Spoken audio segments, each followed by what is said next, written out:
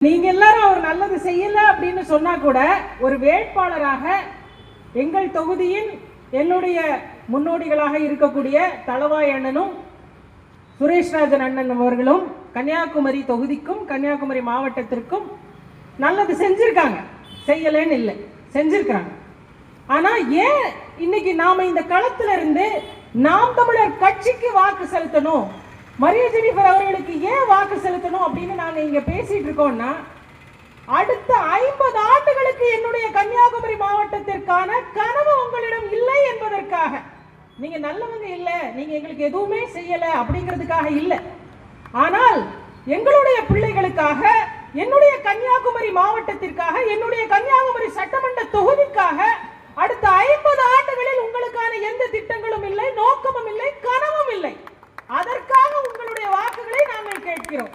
அவர்கள் கெட்டவர்கள், அவர்கள் ஊழல்வாதிகள், அவர்கள் எதுவுமே செய்யவில்லை என்று நாங்கள் துவேஷம் செய்வதற்காக அல்ல. நாம் தமிழர் கட்சி பிள்ளைகள் இன்னொருவரை குறை செய்து அரசியல் செய்பவர்கள் அல்ல.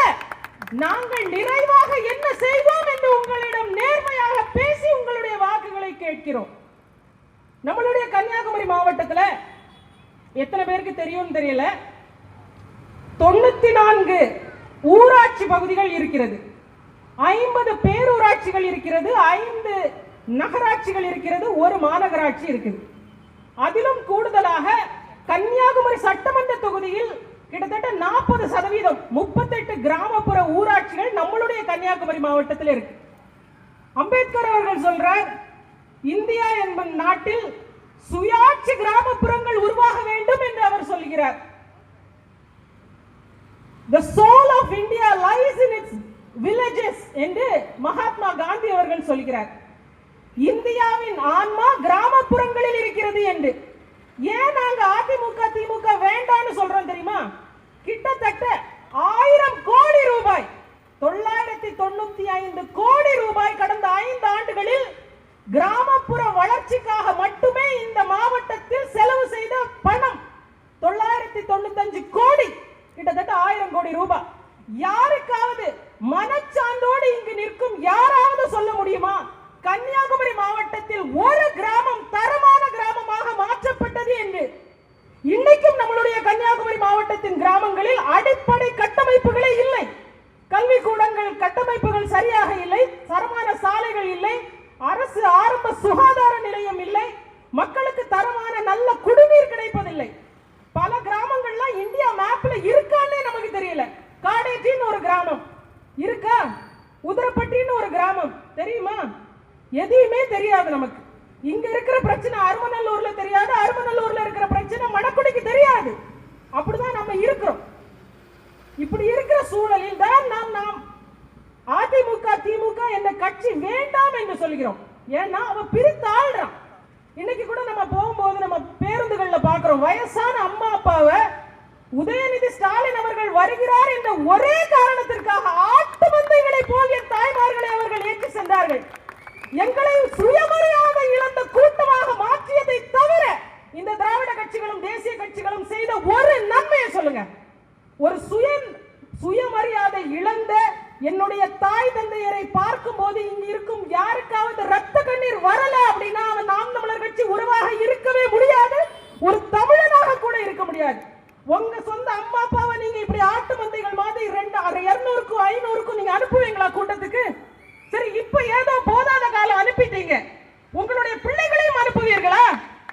அடுத்த 5 ஆண்டுகளும் 10 ஆண்டுகளில் உங்களுடைய ஸ்கூல் படிக்கக்கூடிய பொம்பளை பிள்ளைங்களை இதே இன்பநிதி ஸ்டாலினுக்காக அவருடைய கூட்டத்துக்கு நீங்க அனுப்புவீங்களா? இப்படி இதற்காகத்தான் அவர்களுக்கு ஓட்டு போடணுமா? அதனால நாங்க தளவாய் அண்ணனும் சுரேஷ்ராஜன் அண்ணனும் திமுகவும் அதிமுகவும் வேண்டாம் என்று சொல்கிறோம். ஏன்னா எங்களை அடிமையாகவே உருவாக்குகிறார்கள். எங்களுடைய அடுத்த 50 ஆண்டுகளுக்கான கனவு திட்டம் அவர்களிடத்தில் இல்லை. மீனவர் என்ன கேட்கிறான்? எனக்கு உரிமை சட்டங்கள் கொடுன்னு கேட்கிறான், கடல்ல பாதுகாப்பு கொடுன்னு கேட்கிறான், என்னுடைய மீன் வளத்தை பாதுகாக்கிறதுக்கான சட்டங்களை நீ ஏற்று என்று கேட்கிறான். ஆனா அவனுக்கு என்ன கொடுக்குற? நீ கடல்ல காணாம போயிட்டேன்னா உனக்கு 2000 ரூபாய் தர்றேன், மீன்பிடி தடை காலத்துல உனக்கு 4000 5000 இருந்ததை 8000 மாத்துறேன், இப்படின்னு எங்களை கையேந்திர நிலையில வச்சிருக்கிறீங்க. விவசாயிகள் எல்லாம் கன்னியாகுமரி மாவட்டத்தில் சிறப்பா இருக்காங்களா? நம்மளுடைய கன்னியாகுமரி மாவட்டத்தில் 10 நேரடி கொள்முதல் நிலையங்கள் இருக்கு. அதுல 8 நேரடி கொள்முதல் நிலையம் நம்மளுடைய கன்னியாகுமரி சட்டமன்ற தொகுதியில இருக்கு. உங்களுக்கு ஒண்ணு தெரியுமா? நம்ம சாப்பிடுற சாப்பாட்டுல நெல்லுல இருக்குல்ல, அது எங்க காய போடுறாங்கன்னு விவசாயிகள்ட்ட என்னைக்காவது போய் பார்த்திருக்கீங்களா? அது எங்க காயுதுன்னு? அது நெற்பயிர்களை நீங்கள் பார்க்கும் போது நெல் மணிகள் அனாதையாக ரோட்ல காஞ்சிட்டு கிடக்குது. யாராவது பார்த்திருக்கீங்களா? இதற்காக நாங்கள் தளவாய் அண்ணன் வேண்டாம் என்று சொல்கிறோம். 5 ஆண்டுகள், அதற்கு முன்பு ஒரு 5 ஆண்டுகள், அதற்கு முன்பு நீங்கள் ராஜ்யசபா எம்பியாக இருந்தும் கன்னியாகுமரி மாவட்டத்திற்கு என்று ஒரே ஒரு டிரையர், அதாவது நெல் உலர்த்தும் கருவி கூட உங்களால கொண்டு வர முடியல என்பதற்காக நாங்கள் எங்கள் தளவாய் அண்ணன் கன்னியாகுமரி மாவட்டத்திற்கும் கன்னியாகுமரி சட்டமன்ற தொகுதிக்கும் வேண்டாம்னு சொல்றோம். அண்ணனை பத்தி எங்களுக்கு பெரிய மதிப்பு உண்டு. நிறைய மேம்பாட்டு நிதியெல்லாம் செலவு பண்ணுவார். ஆனால் கடைசியா அவர் பண்ணது பால்குளம் என்கிற பகுதியில் ஒரு அங்கன்வாடி கட்டுறதுக்காக ராம்கோ சிமெண்ட்ஸ் என்ற தனியார் நிறுவனம் அவங்களோட சிஎஸ்ஆர் ஃபண்டில் 18 லட்சம் ரூபாய் ஒதுக்கி அதை செஞ்சிருக்காங்க. சிறப்பு. எங்கள் பிள்ளைக்கு ஏதோ ஒன்று கிடைச்சிச்சுன்னு நாங்கள் மகிழ்ச்சி அடைஞ்சு போனாலும், ஏதோ ஒரு தனியார் நிறுவனம் அவரோட சிஎஸ்ஆர் ஃபண்டில் ஒதுக்கக்கூடிய ஒரு கட்டடத்துல தான் நாங்கள் இருக்கணுமா?